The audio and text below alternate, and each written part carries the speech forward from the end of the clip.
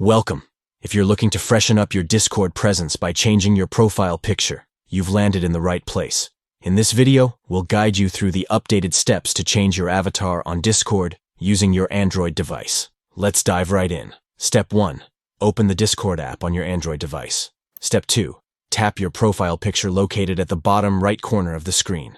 Step 3. Now, select Edit Profile from the options. Step 4. Next, tap on your current profile picture. Keep an eye out for a small pencil icon that appears on it. Step 5. Choose Upload Image to begin the process of selecting a new photo. Step 6. Here, you can either select a new photo from your gallery or take a new one right on the spot. Step 7. Adjust the image as needed to ensure it looks just the way you want. Step 8. Finally, tap the check icon at the top right to update your avatar, and there you have it. A simple and quick way to update your profile picture on Discord. Now you're ready to show off your new look in the server. Don't forget to like and subscribe for more tips.